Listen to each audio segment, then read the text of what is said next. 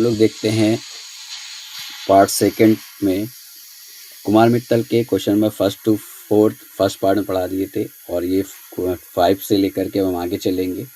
तो question number 5 में दे रखा है the equation of the current and voltage in a circuit are as follow.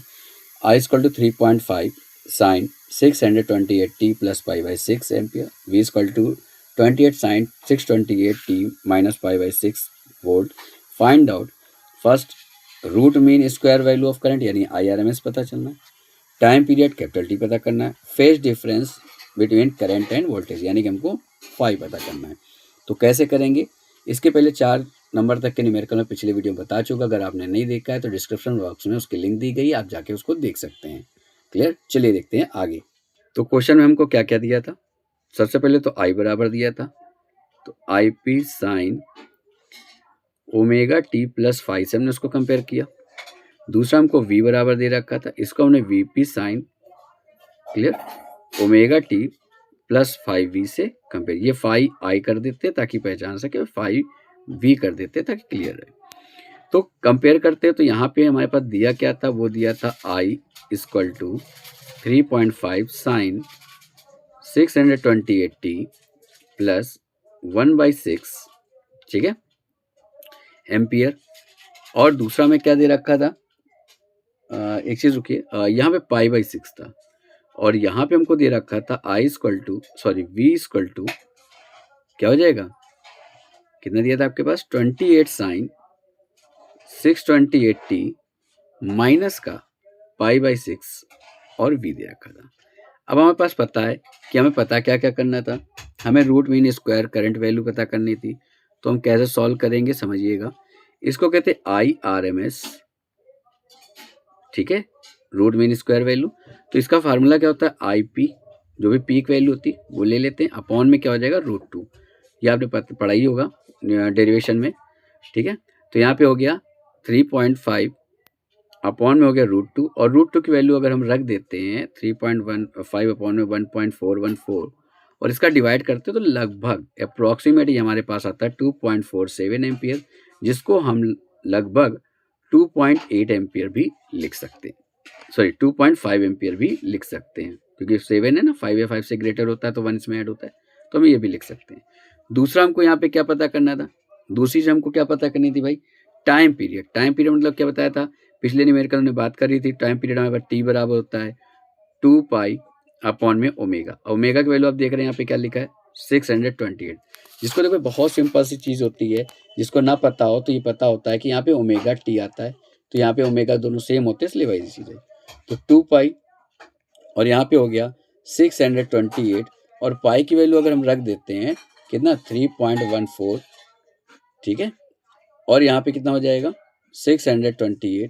तो इसका जब अप्रॉक्सीमेट हम करके लाएंगे तो ये लगभग हमारे पास कितना आएगा, मल्टीप्लाई आप कर भी रहे हैं, देख रहे हैं 628 यानी कि हमारे पास 1 आएगा, ठीक है। पर ये 600 पॉइंट में है तो ये हो जाएगा 0.01 सेकेंड।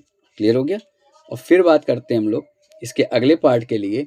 तो अगले पार्ट में हमको क्या निकालना था, फेज डिफरेंस निकालना था। क्या निकालना था, फेज डिफरेंस मतलब फाई निकालना था। और किसके भी निकालना, करंट एंड वोल्टेज। तो करंट मतलब क्या हुआ, पहले आएगा भाई, और वोल्टेज कहाँ आएगा, बाद में आएगा। तो अगर हम इसको ध्यान दें और कंपेयर कर लेते हैं, थर्ड पॉइंट कंपेयर कर लेते हैं, तो हमारे पास इसका क्या मान दिया था भाई, यहाँ पे आप देख सकते हैं पाई बाई 6 वोल्टेज का था और पाई बाई 6 करंट का था, पर ये प्लस और ये माइनस, तो माइनस माइनस क्या हो जाएगा प्लस, ये क्या है पाई बाई 3 पाई बाई 6, तो इसका भी पाई बाई 6 हुआ, माइनस माइनस का पाई बाई 6 हो गया। दोनों मिलाएंगे तो pi by 6 plus pi by 6 कुल मिला के हो गया 2 पाई बाई 6, सॉल्व करेंगे 1/3, तो यहाँ पे हो गया पाई बाई 3। और अगर हम इसको डिग्री में भी निकालते तो कहीं पे हो सकता है आंसर 60 डिग्री भी दे रखा हो। क्लियर हो गया, क्योंकि हम लोग इसको लेके चलते हैं तो 60 डिग्री कह सकते हैं, पाई को 180 कर सकते हैं।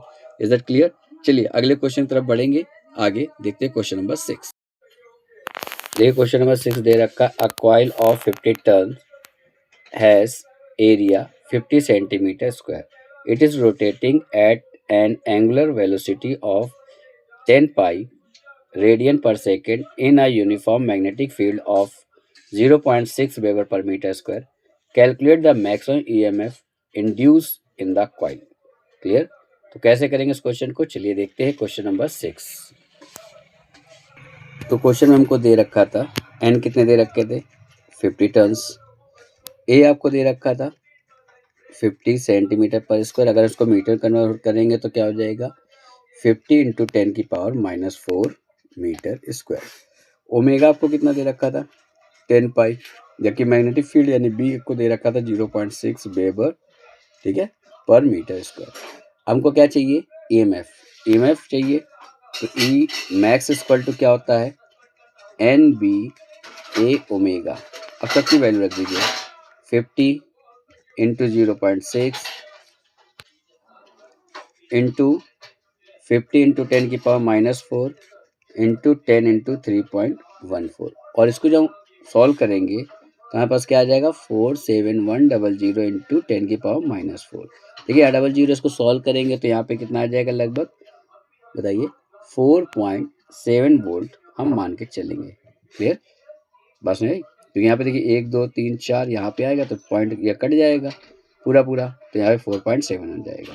ओके, चलिए क्वेश्चन नंबर देखते हैं हम लोग 7। क्वेश्चन नंबर 7 दे रखा है an alternating voltage V equal to 240 sine 300t is applied across a series combination of R equal to 10 ohm दे रखा है। L आपको दे रखा है 0.8 हेनरी। कैलकुलेट करना है हमको, क्या calculate the reactance of the circuit. चलिए क्वेश्चन नंबर हम लोग देखते हैं 8 को, तो सॉरी क्वेश्चन नंबर 7। तो हमारे पास क्या दे रखा था V equal to V naught sine omega T से अगर हम कंपेयर कर रहे हैं तो हमें दे रखा था V equal to 240 sine 300t। तो V नॉट की वैल्यू क्या आ गई 240, ओमेगा की वैल्यू क्या आ गई 300। हमको L भी दे रखा था 0.81 हेनरी। अब आपको निकालना क्या था इससे हमें निकालना था रिएक्टेंस मतलब क्या हुआ एक्सएल, इसको डिनोट करते हैं एक्सएल से। अब इसका फार्मूला क्या होता है ओमेगा एल, ओमेगा है 300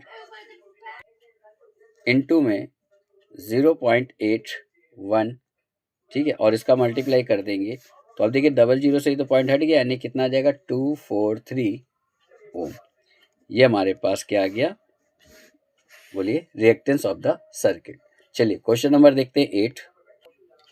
तो क्वेश्चन नंबर 8 में दे रखा था हमारे पास find the frequency at which the inductive reactance of an induction of 0.5 Henry will become 3140 ohm। Clear, हमको इसमें निकालना है फ्रीक्वेंसी को, कि यह फ्रीक्वेंसी क्या होगी जिसमें हमारा जो इंडक्टर था, ठीक है ना, कि इसका सॉरी रिएक्टेंस था वो चेंज होकर के हमारा कितना बन जाएगा 3140। चलिए सॉल्व करते हैं क्वेश्चन नंबर 8 को। तो क्वेश्चन नंबर 8 में हमारे पास जो दे रखा है उसमें हम लोग आते हैं तो एक्सएल इक्वल टू क्या होता है ओमेगा एल, और अभी पीछे हम लोग फार्मूला पढ़ के आए थे 2 पाई एफ और साथ में एल, ये फार्मूला भी होता है। तो एक्सएल हमें कितना दे रखा था 3140 इक्वल टू 2 पाई, एल की वैल्यू कितनी दे रखी थी एफ हमें पता नहीं है, और एल की वैल्यू दे रखी थी 0.5h, जो मल्टीप्लाई भी इधर ले आइए तो एफ इक्वल टू क्या हो जाएगा 314 अपॉन में 2 पाई की वैल्यू रख दीजिए 3.14 इंटू 0.5, पॉइंट आया 00, पॉइंट आया एक और 0, ये पूरा कैंसिल हो गया 1000 आ गया, और 2 5 जा 10 यानी कि आपके पास 100 आ गया। तो फ्रिक्वेंसी हमारे पास कितनी आ जाएगी 1 मिनट 1 2 3 1 2 3, ये कैंसिल 1000 हो गया देन 100, तो हमारे पास यहाँ पे कितना आ गया 100 हर्ट्ज आ गया। क्लियर, तो आपके पास ये हो गया इसका सॉल्यूशन। चलिए आगे देखते हैं क्वेश्चन नंबर 9 को। तो क्वेश्चन नंबर 9 में हमारे पास दे रखा था the inductance of are resistance less coil is 1 upon pi henry. Clear, what potential difference will be produced if an alternating current of 0.2 ampere having frequency of 50 hertz flows in it. Okay, चलिए question number देखते हैं हम लोग 9 को। तो आपके पास क्या दे रखा था, क्या दे रखा था, f equal to 50 hertz, l आपके पास दे रखा था 1/पाई हर्ट्ज को। अब आपको पता है कि xl इक्वल टू क्या था, 2 पाई f, ओके, और साथ में क्या होता था l, तो 2 पाई इंटू 50 इंटू 1/पाई, पाई से पाई हुआ कैंसिल और ये आपका आ गया 100 ओम। अब v इक्वल टू क्या होता है आपके पास, v इक्वल टू होता है आई आर। अब आप जानते हैं आर मतलब यहाँ पे हमारा ये दे रखा है एक तरह से, इसको ही हम लोग रिएक्टेंस बोलते हैं। तो यहाँ पे इसको हम लेंगे आई एक्सएल के साथ, तो हमारे पास यहाँ पे क्या आ जाएगा 0.2 इंटू साथ में हो गया 100 और मल्टीप्लाई करेंगे तो आपके पास कितना आ जाएगा 20 वोल्ट। तो ये हमारे पास इसका क्या निकल आ गया बताइए, ये हमारे पास निकला है इसका पोटेंशियल डिफरेंस। ओके, क्लियर हो गया। चलिए क्वेश्चन नंबर देखते हैं 10 को। क्वेश्चन नंबर 10 पढ़ते हैं पहले फिर देखते हैं।